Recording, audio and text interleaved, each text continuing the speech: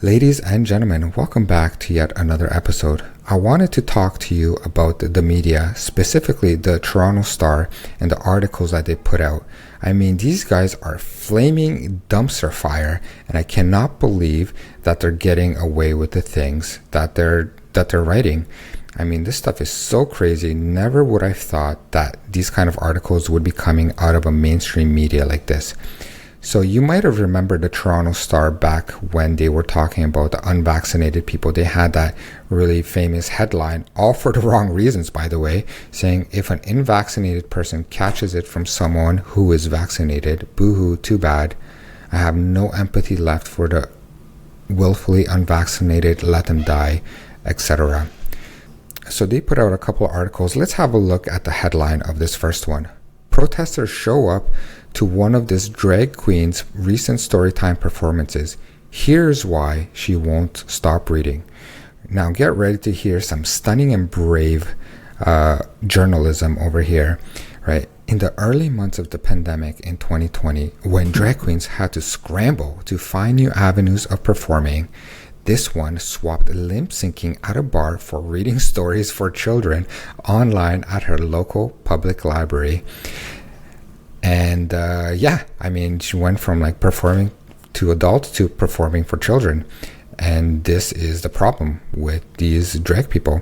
I mean, they say they're fighting the stereotype, but they are accused of grooming kids, and they fall directly into that stereotype. Stunning and brave, of course, because this is how they're acting. So regardless of who walks through those doors, the goal is to create a space that welcomes and celebrates children for who they are, whatever expression that is. The families that bring their children to these events, they are sometimes queer families, sometimes not. Sometimes the children already identify as queer or trans. What is more important is fostering a sense of safety for children.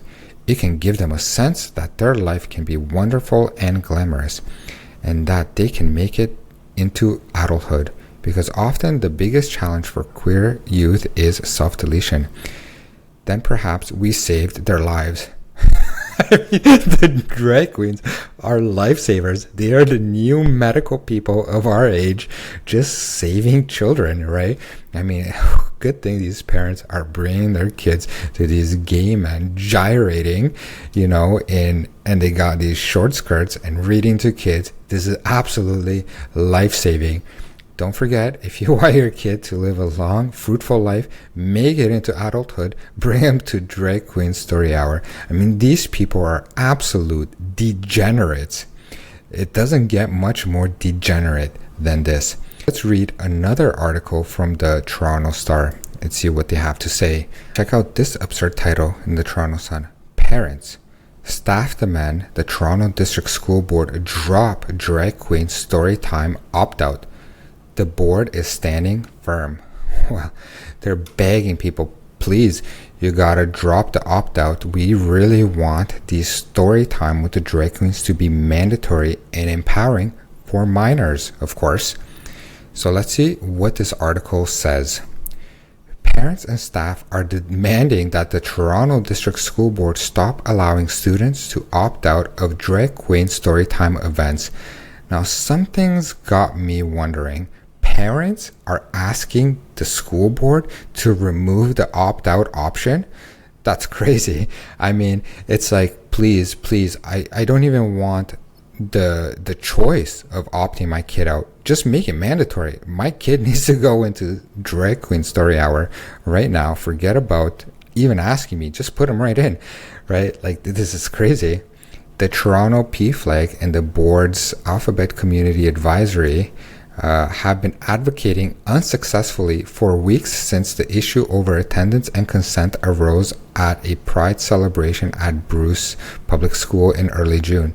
They said the opt-out violates the Ontario Human Rights Code, and they are calling for an apology for the harm caused by the decision. The board, they add, has not been particularly responsive. I mean, because of what they're asking for is complete degeneracy, And right now, you see how they basically say everything. They justify all of this disgusting behavior to the Human Rights Code. Parents don't even need to be involved anymore. It is the children's gender, sexual identity it's their human right. So therefore, we don't even need to talk to the parents. We just talk directly to the kids.